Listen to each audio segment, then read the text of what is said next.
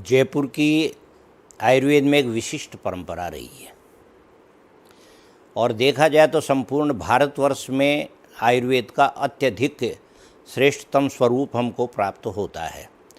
आयुर्वेद की अवतरण की भूमि भी यही है और यहाँ पर इनका जो चिकित्सा की दृष्टि से है वो पूरे भारतवर्ष में प्रारंभ भी यहीं से हुआ है।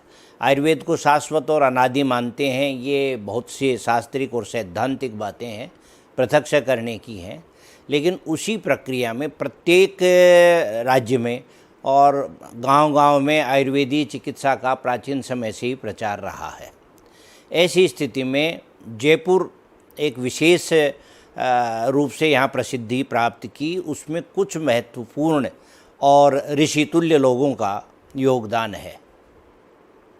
यदि हम जयपुर के पिछले 200 वर्ष के इतिहास, बल्कि यूँ कहें 300 वर्ष के इतिहास पर जाएं, तो जब से जयपुर की स्थापना हुई तो महाराजा जय सिंह ने संपूर्ण भारतवर्ष के अलग अलग स्थानों से अलग अलग विद्वानों को यहाँ बुला करके और उन विषयों का यहाँ पर विस्तार किया, प्रसार किया, प्रचार किया।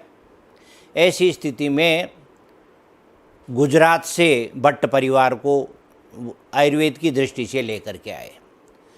तो जिस समय यहाँ संस्कृत विद्यालय या संस्कृत पाठशाला की प्रारंभिक रूप में स्थापना हुई और जिन 5 लोगों को उसमें विषय अध्यापन के लिए नियत किया गया, उन 5 लोगों में एक लल्लू राम जी वैद्य भी थे जो कि भट्ट परिवार से थे और वो गुजरात से आए हुए थे।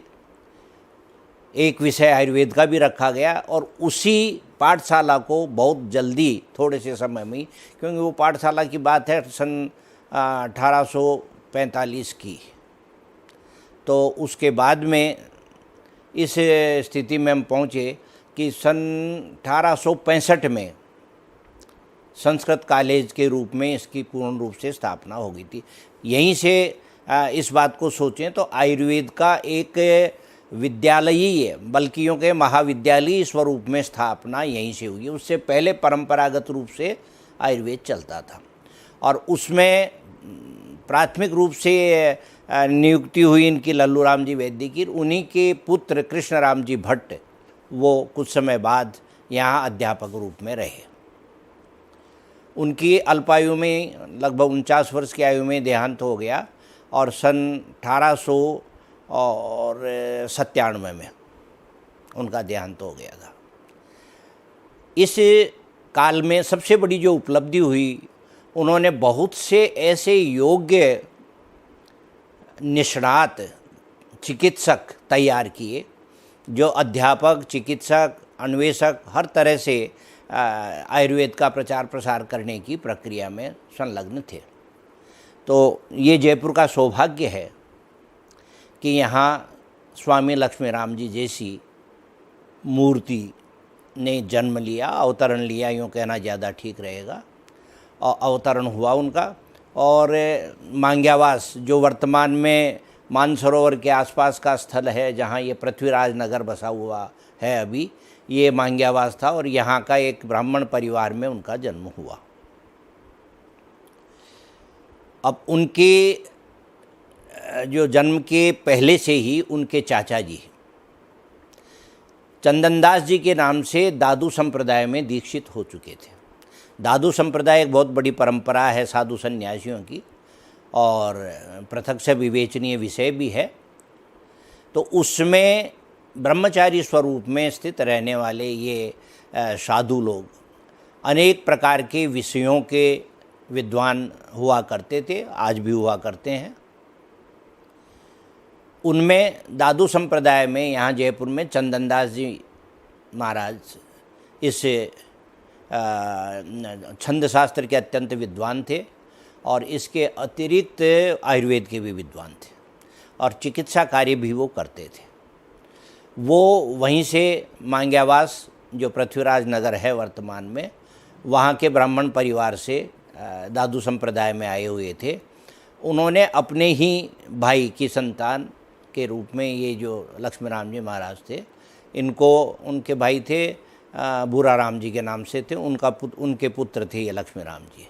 उन्होंने उनको गोद ले लिया, गोद क्या, दादू संप्रदाय में दीक्षित कर लिया, और दीक्षित होने के बाद अपने पास ही रखा और उनका अध्ययन अध्यापन की प्रक्रियाएं प्रारंभ की। लगभग 7 वर्ष के थे वो, 5 वर्ष के थे तब तो दीक्षा इनको यहाँ रखा, और 7 वर्ष की उम्र में ही दीक्षित कर लिया, उसको प्रशिक्षण कार्य भी चालू कर दिया, पढ़ाई लिखाई भी।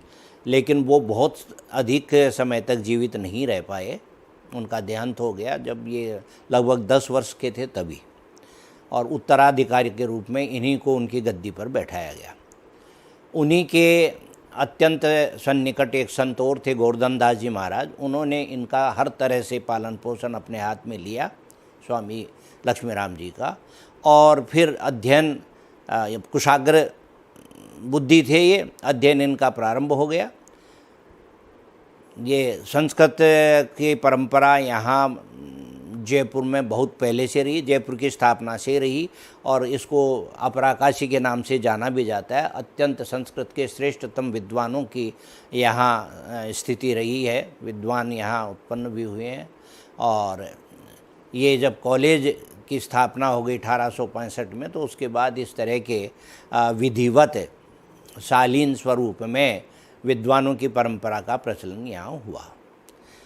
ऐसी स्थिति में इन्होंने पहले संस्कृत का अध्ययन किया, प्रवेशिका की, उसके बाद उपाध्याय की। तो उस उपाध्याय के समय में ही यहाँ ऐसे अलग अलग विषयों की व्यवस्था थी, कोई ज्योतिष, व्याकरण, साहित्य, वेद इत्यादि अलग अलग विषय लेते थे। तो उसी में आयुर्वेद का विषय भी था, तो इन्होंने आयुर्वेद को चुना। और आयुर्वेद को चुनने में एक कारण ये भी था कि इनके जो दीक्षा गुरु थे चंदन दास जी महाराज, वो भी यही चाहते थे कि आयुर्वेद का विद्वान बने। ये सामान्य प्रक्रिया में चलते रहे। कृष्णराम जी भट्ट उद्भट विद्वान थे, संस्कृत के, व्याकरण के, साहित्य के, आयुर्वेद के।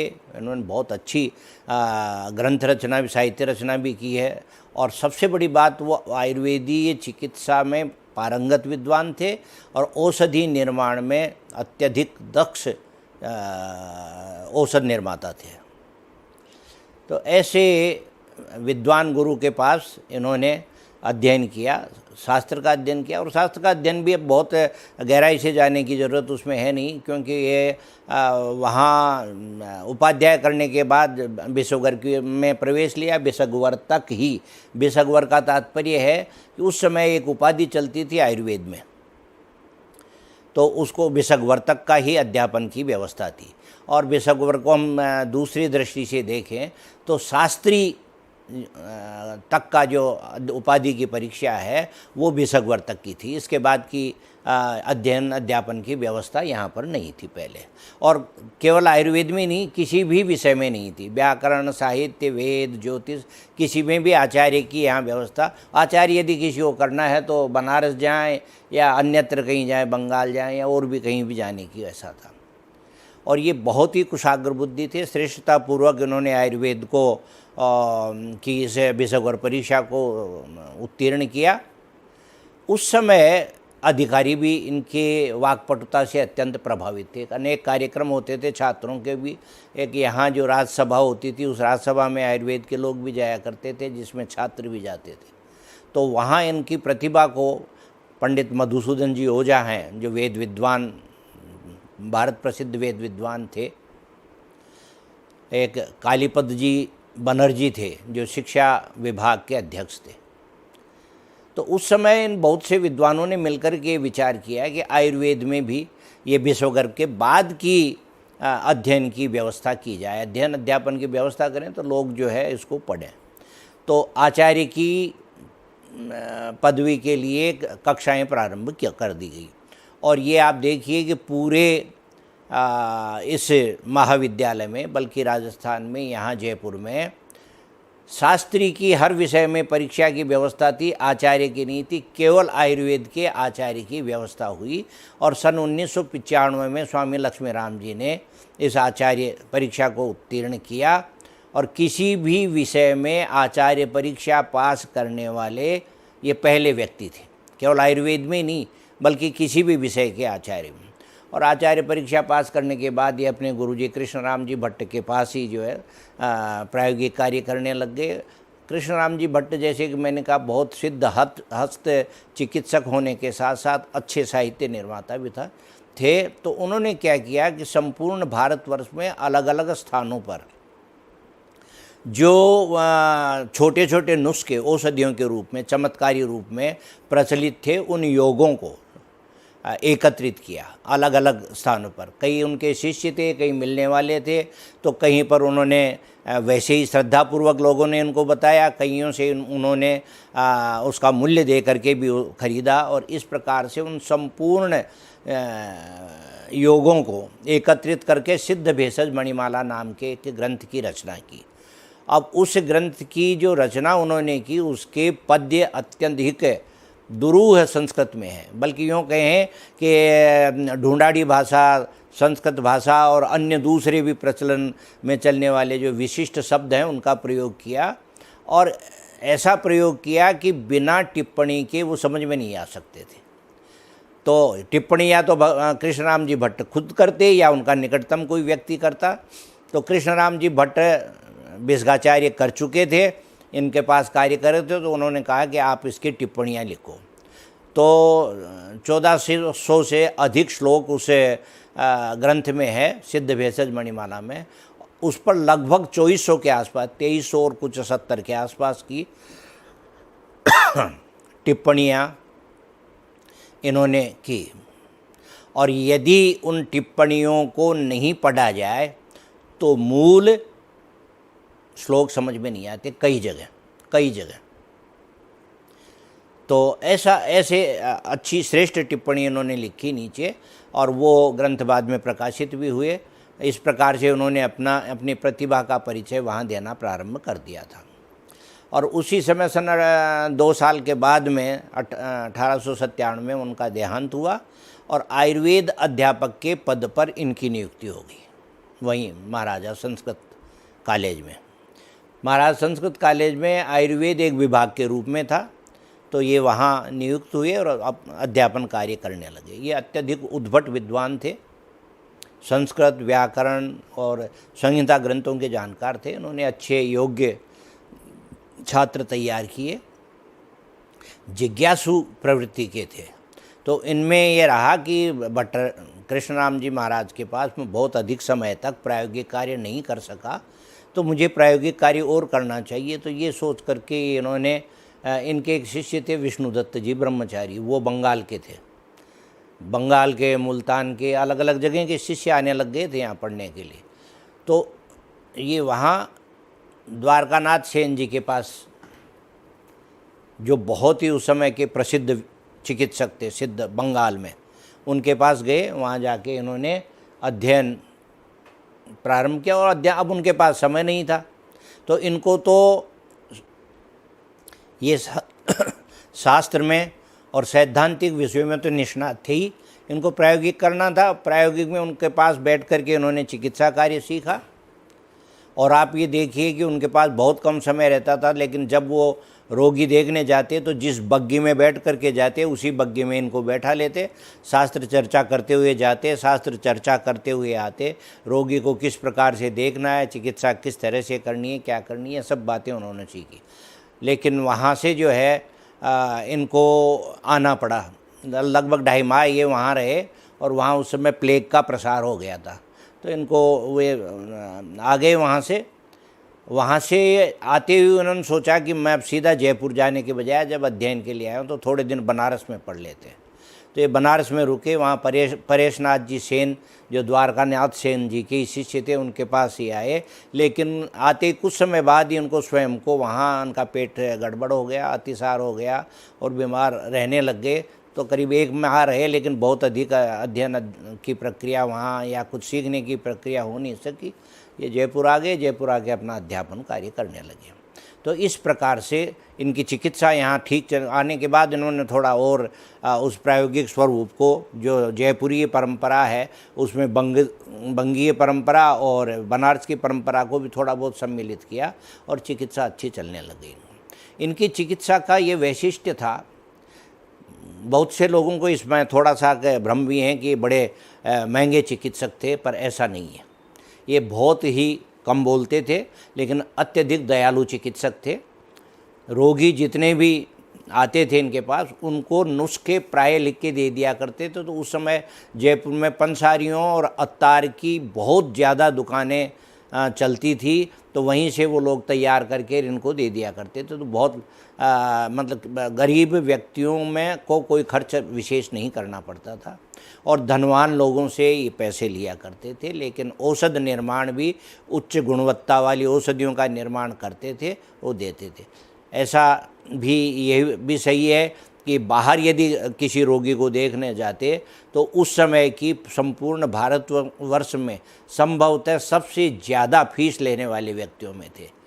1000 रुपये रोज़ के उस समय फीस लिया करते थे। तो जाने से लेकर वापस जयपुर पहुंचने तक की फीस हुआ करती थी। लेकिन ये बीकानेर के महाराजा और बूंदी के महाराजा जो है, उन लोगों ने इनसे बड़ा सम्मानपूर्वक इनको बुलाया, चिकित्साएँ ली। ऐसे बहुत से चिकित्सा की दृष्टि से इनके जिसको हम कह सकते हैं कि कथानक हैं। बहुत से बड़े बड़े लोगों की भी चिकित्सा की और गरीबों की भी चिकित्सा की। और दूसरी बात ये है कि शास्त्र का अध्ययन अध्यापन कराने के साथ ये जितनी भी संभाषा परिषद हुआ करती थी, सेमिनार्स जिनको आजकल बोलते हैं, इनमें ये जाया करते थे। और वहाँ शास्त्र चर्चा में, जैसे सन 1935 में त्रिदोष चर्चा परिषद हुई बनारस में, तो वहाँ ये गए। उससे पहले हम ये देखें कि भारतवर्ष में इस पिछली शताब्दी में सन 1921 से लेकर के सन 1930 तक का समय ऐसा था कि आयुर्वेदीय शिक्षण में अनेक प्रकार के परिवर्तन के लिए अलग अलग राज्यों ने अलग अलग प्रकार की कमेटियां बनाई विद्वानों के उसमें, कि हमको आयुर्वेद को बढ़ाने के लिए क्या करना चाहिए। तो उसमें एक सन 1921 में मद्रास में एक मोहम्मद उस्मान विद्वान थे, उनकी अध्यक्षता में कमेटी बनाई उस्मान कमेटी के नाम से। वो कमेटी सन 1923 में जयपुर भी आई। तो उसमें इन्होंने अपना साक्ष्य दिया। साक्ष्य बोलते हैं वो उन्होंने जो भी बातें पूछी प्रश्न रूप में, तो उन्होंने लिखित में उत्तर दिया। और वो आयुर्वेद विज्ञानम के नाम से प्रकाशित भी है। और बहुत ही उत्तम श्रेणी के विचार इन्होंने प्रस्तुत किए कि हम आयुर्वेद की उन्नति के लिए क्या क्या कर सकते हैं। उनमें से बहुत सी बातें ऐसी हैं जो वर्तमान में उनमें या तो आयुर्वेद के शिक्षण में सम्मिलित किया जा चुका है या सम्मिलित करने की प्रक्रियाएं चल रही हैं। तो इनकी दूरदृष्टि का परिचायक है। और उसके बाद इन्होंने क्या कि सन पहले ही 1921 के पहले की बात है कि आयुर्वेद महासम्मेलन की स्थापना हो चुकी थी भारतवर्ष में। शुरू में उसको आयुर्वेद महामंडल के नाम से जाना जाता था। उसका छठा अधिवेशन सन 1914 में कलकत्ता में हुआ, और उसका अध्यक्ष अधिवेशन का इनको बनाया गया, जो कि पूरे भारतवर्ष में बहुत ही सम्मानजनक बात थी। तो उसमें जो अध्यक्षीय भाषण इन्होंने दिया वो संस्कृत में दिया गया भाषण था, और वो भी वैज्ञानिक परिप्रेक्ष्य में है, बहुत ही सुंदर संस्कृत भाषा में है। वह भी प्रकाशित है श्री लक्ष्मी राम ट्रस्ट से, और करीब 50 से ऊपर पृष्ठ का है वो। तो ऐसे इनके लेखन के ये 2 कार्य हैं जिनसे ये पता चलता है कि उत्कृष्ट श्रेणी की संस्कृत जानते थे, और अनेक प्रकार के इन्होंने चिकित्सा संबंधी कार्य किए ये हैं। तो ऐसे श्रेष्ठतम विद्वान का यहाँ होना और हमारे लिए इस बात के गौरव की बात है। अच्छा, इन्होंने जितनी भी संपत्तियाँ जो अर्जित की चिकित्सा से, दादू संप्रदाय के होने के कारण साधु स्वरूप इनमें था।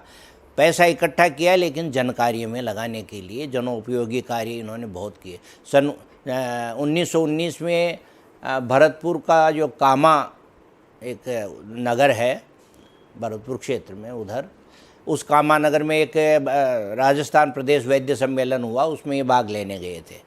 वहाँ इन्होंने वहाँ एक धर्मार्थ चिकित्सालय देखा, तो इनके दिमाग में ये बात आई कि क्यों नहीं हम जयपुर में भी ऐसा कर सकते हैं।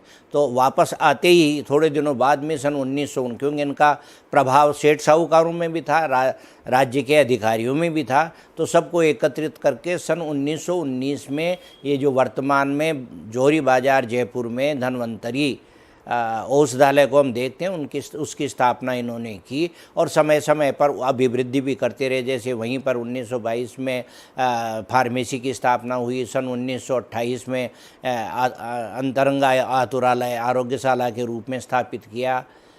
ये सब 1919 में जब इन्होंने उसकी धन्वंतरी की औषधालय की स्थापना की तो इनको दिमाग में ये भी आया कि हम क्यों नहीं एक इस प्रकार का विद्यालय महाविद्यालय भी खोलें जिसमें संस्कृत का अध्ययन अध्यापन हो। तो दादू संस्कृत महाविद्यालय के नाम से जो स्थापना की वो सन 1920 में इन्हीं की स्थापना की हुई है। स्थापना करने का तात्पर्य है सर्वाधिक आर्थिक योगदान इन्होंने दिया उस समय और अनेक लोगों से आर्थिक सहयोग वहाँ करवाया और एक श्रेष्ठ संस्थाओं की स्थापना इन्होंने की।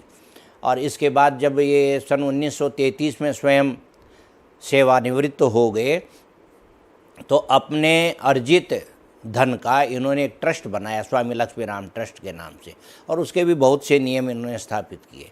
ऐसे ही उस ज़माने में 2000 रुपये इन्होंने वो BHU बनारस हिंदू विश्वविद्यालय है वहाँ दिए और वहाँ पर एक स्वर्ण पदक की स्थापना हाँ जो उस समय करवाई कि जो सर्वोच्च स्थान प्राप्त करे आयुर्वेद में उसको स्वर्ण पदक दिया जाए। इसके बीच में एक बात और है, मालवीय पंडित महामना मदन मोहन मालवीय जी से इनका बहुत अच्छा संपर्क था। वो इनकी विद्वत्ता से इतना प्रभावित थे कि जब उन्होंने वहाँ काशी विश्वविद्यालय की स्थापना की तो उनकी इच्छा ये थी कि आयुर्वेद विभाग के अध्यक्ष पद पर स्वामी जी को रखा जाए। उन्होंने इनको पत्र लिखे और 2-3 माह तक पत्र व्यवहार चलता रहा। अंत में उन्होंने मना कर दिया कि मेरी कुछ परिस्थितियाँ अध्ययन अध्यापन और चिकित्सा की विवशताएँ ऐसी हैं कि मुझे जयपुर में ही रहना पड़ रहा है, तो ये वहाँ नहीं गए। तो इस प्रकार का एक श्रेष्ठ विद्वान जो संपूर्ण भारतवर्ष में प्रसिद्ध था, जो ऋषि थे, जो अध्यापक थे, श्रेष्ठ चिकित्सक थे और विषय के मर्मज्ञ विद्वान थे। ऐसे चरक संहिता अपने जो मूल संहिता ग्रंथ का जब अध्ययन अध्यापन ये करवाते थे तो मूल संस्कृत की टीकाओं के साथ अध्यापन कार्य करते थे। तो ऐसे श्रेष्ठ विद्वान को मनीषी को आज के दिन स्मरण यदि हम करते हैं तो ये हमारे लिए गौरव की बात है। ये पुण्य भूमि है जहाँ पर ऐसे महामना ने श्रेष्ठ महर्षि ने जन्म लिया, कार्यभूमि तपोभूमि अपनी यहाँ रखी। तो मैं पुनः इस श्रेष्ठ दिवस पर अपनी ओर से स्मरण करता हूँ, नमन करता हूँ और संपूर्ण आयुर्वेद जगत उनके प्रति कृतज्ञ है कि आज जो राजस्थान में आयुर्वेद की समुन्नति जिस रूप में देखी जा रही है उसका बीज, इस वटवृक्ष का बीज ऐसे श्रेष्ठ कृष्णराम जी भट्ट और उनके शिष्य स्वामी लक्ष्मीराम जी, फिर उनके बाद उनके शिष्य राजवैद्य नंद किशोर जी, वे भी अत्यधिक श्रेष्ठतम विद्वान यहाँ जयपुर में हुए हैं। ऐसी इस परंपरा में हम लोग रह रहे हैं, हमारे लिए गर्व की बात है, सौभाग्य की बात है। नमस्कार।